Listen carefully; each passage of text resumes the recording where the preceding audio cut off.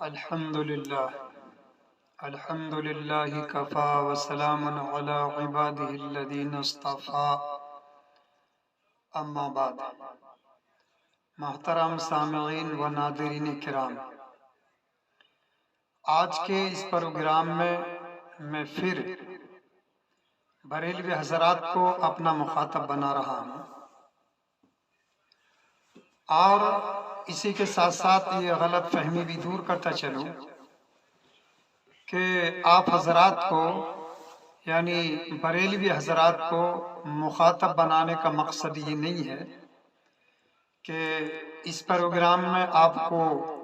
کوئی برا کہا جائے گا یا اسی طرح سے کسی طرح آپ کی کوئی مخالفت کی جائے گی، بلکہ مقصد یہ ہے کہ اصل میں آپ حضرات کی طرف سے یعنی بریلوی حضرات کی طرف سے اور خاص طور پر بریلوی حضرات میں جو بریلوی عوام ہے ان کی طرف سے ہمارے اوپر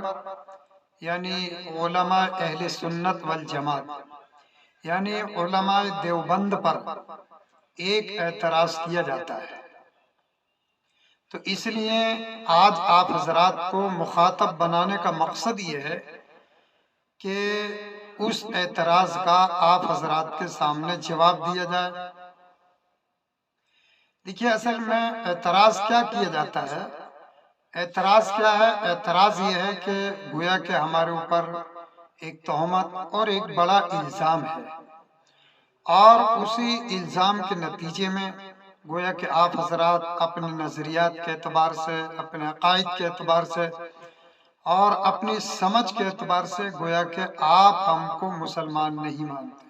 مسلمان نہیں سمجھتے۔ اس لیے میں نے ضرورت محسوس کی کہ بریلوی حضرات کی طرف سے جو اعتراض کیا جاتا ہے اس اعتراض کا جواب دیا جائے،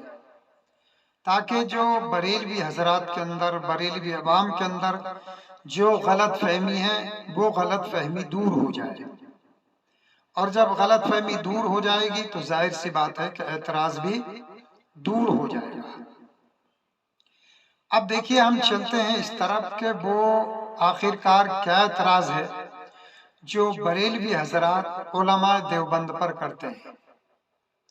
سامعین کرام، دیکھیے، وہ اعتراض یہ ہے کہ جب علماء کرام میں سے یعنی علماء کرام سے مراد علماء اہل سنت والجماعت یعنی علماء دیوبند میں سے جب کوئی عالم صاحب، مولانا صاحب جب بیان کرتے ہیں، جب عوام سے مخاطب ہوتے ہیں، وعظ و نصیحت کرتے ہیں، اور اس دوران یعنی وعظ و نصیحت کے دوران،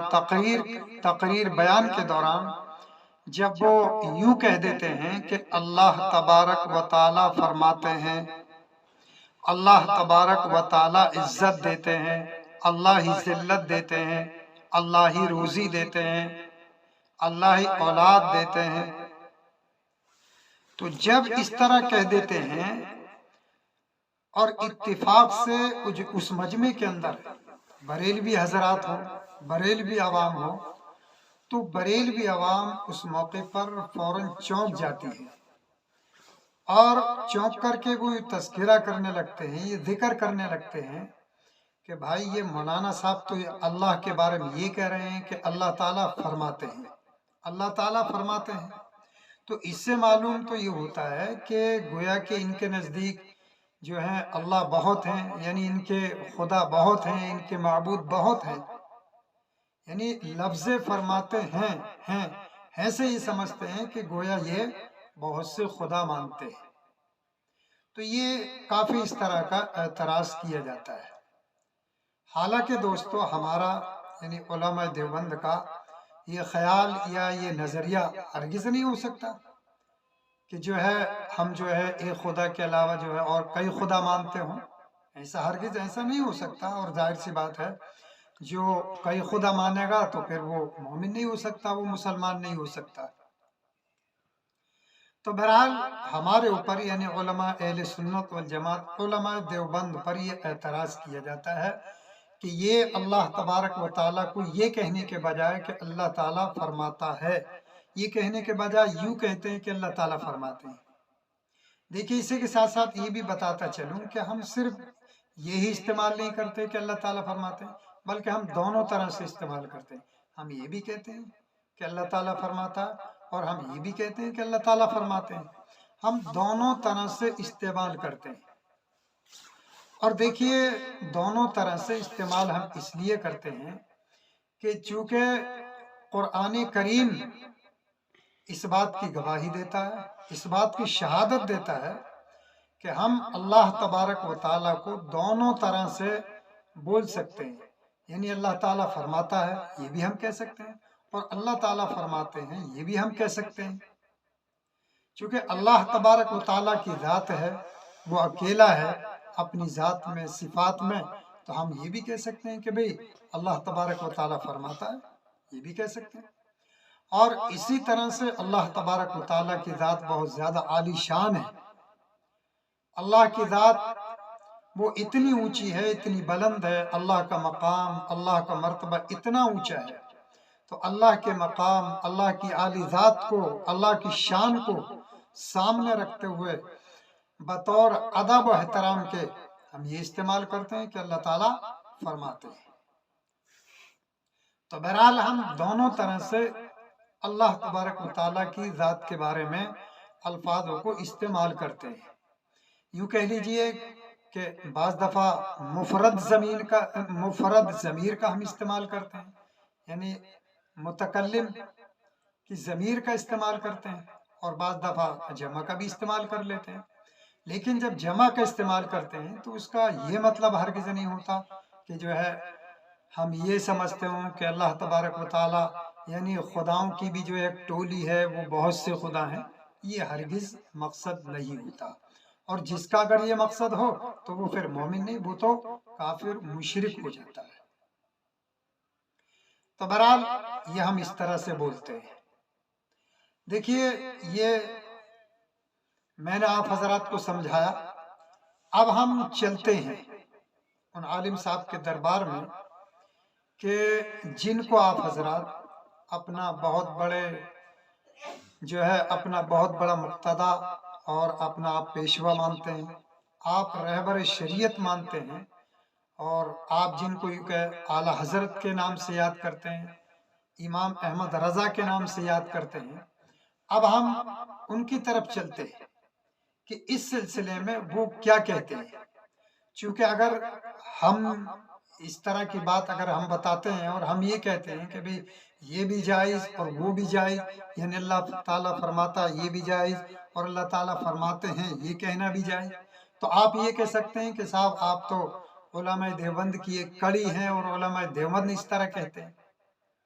تو اس لیے میں نے ضرورت محسوس کی کہ اپنے ساتھ ساتھ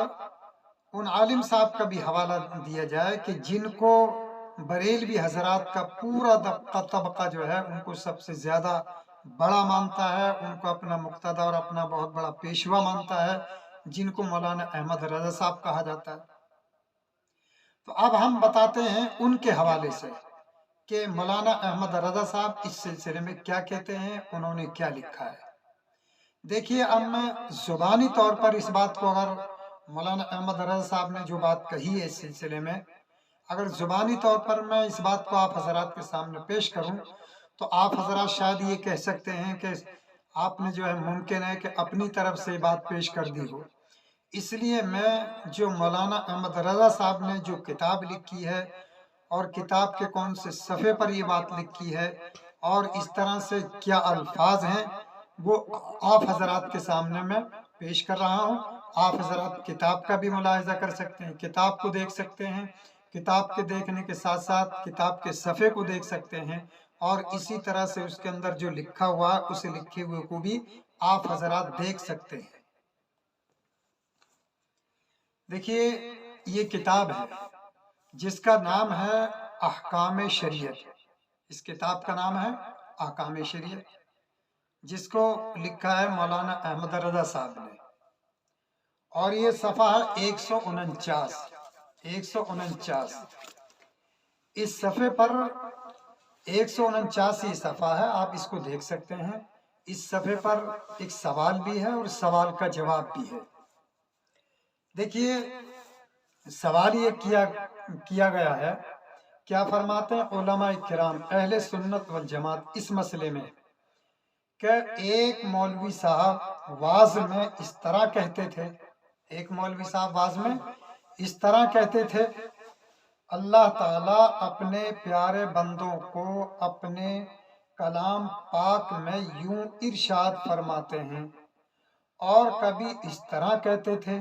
ارشاد فرماتا ہے، یعنی اللہ تعالیٰ ارشاد فرماتا ہے، یعنی کبھی تو یوں کہتے تھے کہ ارشاد فرماتے ہیں، اور کبھی یوں کہتے تھے کہ اللہ تعالیٰ ارشاد فرماتا ہے۔ کہیں تو اللہ تعالیٰ فرماتے ہیں اور کہیں اللہ تعالیٰ فرماتا ہے۔ ایسے کلام کے کہنے سے انسان پر کفر و شرک تو لازم نہیں آتا ہے، گناہگار ہوتا ہے یا نہیں؟ اور کتابوں کے مصنف نے اللہ تعالیٰ فرماتے ہیں کیوں نہیں لکھا، اور فرماتا ہے لکھا ہے، اس کی کیا وجہ ہے؟ الجواب، یہ مولانا احمد رضا صاحب یہ جواب لکھتے ہیں کہ اللہ عز و جل کو ضمائر مفرد سے یاد کرنا مناسب ہے کہ وہ واحد یعنی ایک فرد اکیلا وطر، کہ وہ واحد فرد وطر ہے، اور تعظیماً ضمائر جمع میں بھی حرج نہیں۔ اس کی نظیر قرآن عظیم میں ضمائر متکلم میں تو صدہا جگہ ہے، اِنَّا نَحْنُ نَزَّلْنَا الذِّكْرَ وَإِنَّا لَهُ لَحَافِظُونَ، اور ضمائر خطاب میں صرف ایک جگہ ہے۔ دیکھیے مولانا احمد رضا صاحب کے جواب کا خلاصہ یہ ہے کہ اللہ تبارک و تعالیٰ کو مفرد کی ضمیر سے استعمال کرنا یہ مناسب ہے، لیکن اگر کوئی شخص تعظیم کے طور پر، ادب کے طور پر اگر جمع متکلم کی ضمیر بھی استعمال کرتا ہے، جمع متکلم کی ضمیر سے بھی استعمال کرتا ہے، تو اس کے اندر بھی کوئی حرج نہیں، کوئی گناہ نہیں۔ یعنی مولانا یہ تو کہنا بہت دور کی بات رہی کہ یہ کہنے سے کہ اللہ تعالیٰ فرماتے ہیں، یعنی جمع متکلم کی ضمیر استعمال کرنے سے جو ہے گویا کہ چند خدا لازم آ جائیں گے، یہ تو بہت دور کی بات ہے، بلکہ مولانا احمد رضا صاحب نے خلاصہ کر دیا کہ اگر کوئی شخص بطور ادب کے، احترام کے، تعظیم کے اگر اللہ تبارک و تعالیٰ کو یوں کہتا ہے کہ اللہ تعالیٰ فرماتے ہیں، اللہ تعالیٰ موجود ہیں، اللہ ہی عزت دیتے ہیں، اللہ ہی ذلت دیتے ہیں، اللہ ہی موت دیتے ہیں، اللہ ہی شفا دیتے ہیں، اللہ ہی روزی دیتے ہیں، تو اس کے استعمال کرنے میں کوئی حرج کی بات نہیں ہے۔ اور پھر مولانا احمد رضا صاحب نے اپنی بات کو مضبوط کرنے کے لیے قرآن کریم کی دلیل دی کہ دیکھیے اللہ تبارک و تعالیٰ نے خود اپنے لیے اپنے آپ کو جمع متکلم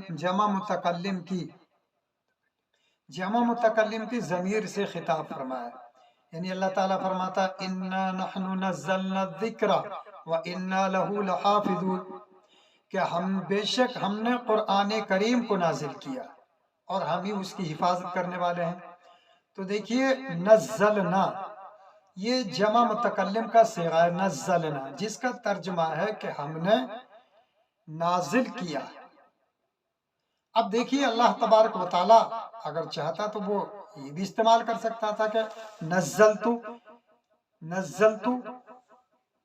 کہ میں نے قرآن کریم کو نازل کیا، نزلتو، لیکن اللہ تعالیٰ نے نزلتو کے بجائے نزلنا استعمال کیا، نزلنا، چونکہ اس کے اندر نزلنا میں جو نون یعنی نا ہے، نون الف نا، یہ جو ضمیر ہے جمع متکلم کی ہے، اور نزلتو میں جو ہے واحد متکلم کی ضمیر ہے کہ نزلتو یعنی مجھ ایک نے نازل کیا، اور نزلنا اگر اس کا ہم لفظی ترجمہ کریں تو ہم یہ بھی کر سکتے ہیں کہ ہم نے بہت نے نازل کیا، حالانکہ اب چونکہ اللہ تبارک و تعالیٰ نے اس کو استعمال کیا ہے، اس لیے اب اس سے مراد یہ ہوگا کہ اللہ تعالیٰ کیا ہے، یعنی اللہ نے نازل کیا ہے، اللہ نے یعنی اکیلے نے نازل کیا، چونکہ اللہ نے اپنے ایک ہونے کا، واحد ہونے کا، فرد ہونے کا اللہ نے کیا اعلان کرا دیا ہے، قل هو اللہ احد، کہ اللہ کے نبی آپ فرما دیجیے کہ اللہ ایک ہے۔ تو چاہے اللہ تعالیٰ اپنے لیے متکلم کی ضمیر استعمال کرے یا جمع کی ضمیر استعمال کرے، یا اسی طرح سے ہم چاہے یعنی واحد متکلم کے الفاظ سے استعمال کریں یا جمع کے اس سے استعمال کریں، بہرحال کسی بھی طرح کوئی گناہ کی بات نہیں، کوئی خرابی کی بات نہیں ہے۔ اور قرآن کریم کے اندر جو ہے مولانا احمد رضا صاحب فرماتے ہیں کہ قرآن کریم نے سینکڑوں جگہ جو ہے جمع متکلم کا لفظ استعمال کیا ہے۔ تو جب اللہ تعالیٰ نے اپنے لیے جو ہے واحد متکلم کا لفظ بھی، یا واحد متکلم کا یوں کہہ لیجیے کہ واحد متکلم کا صیغہ بھی استعمال کیا اور جمع متکلم کا صیغہ بھی استعمال کیا، تو اس طرح سے ہم بھی واحد کا صیغہ بھی اللہ کے لیے استعمال کر سکتے ہیں، چونکہ اللہ ایک ہے، تنہا اکیلا ہے۔ اور اللہ نے جمع کا صیغہ بھی استعمال کیا تو ہم جمع کے صیغہ بھی استعمال کر سکتے ہیں، یعنی جمع متکلم کا صیغہ ہم استعمال کر سکتے ہیں اور کہہ سکتے ہیں کہ بھئی اللہ تعالیٰ فرماتے ہیں۔ تو بہرحال اس سے آپ حضرات یہ اچھی طرح سمجھ لیں کہ میری بات نہیں، آپ کی بات نہیں، چونکہ اللہ تبارک و تعالیٰ نے خود اس طرح دونوں طرح سے اپنی ذات کو استعمال فرمایا ہے، دونوں طرح سے اللہ تبارک و تعالیٰ نے فرمایا، اسی طرح دونوں طرح سے ہم بھی اس کو استعمال کر سکتے ہیں۔ اور جن کو آپ خود مانتے ہیں، جن کی آپ اقتداء کرتے ہیں، جن کو آپ پیشوا مانتے ہیں، جن کو آپ سب سے جو ہے بڑا مانتے ہیں، انہوں نے خود یہ بات بالکل واضح کر دی، جو ہے کتاب آپ حضرات کے سامنے موجود ہے، احکام شریعت، اس میں صاف کر دی کہ چاہے آپ لفظ اس طرح فرمائیں کہ اللہ تعالیٰ فرماتا ہے، یا چاہے یوں کہیں کہ اللہ تعالیٰ فرماتے ہیں، کسی کے اندر کوئی گناہ کی بات نہیں، دونوں جائز ہے۔ امید ہے کہ بات آپ حضرات کی سمجھ میں آ گئی۔ وآخر دعوانا الحمدللہ رب العالمین۔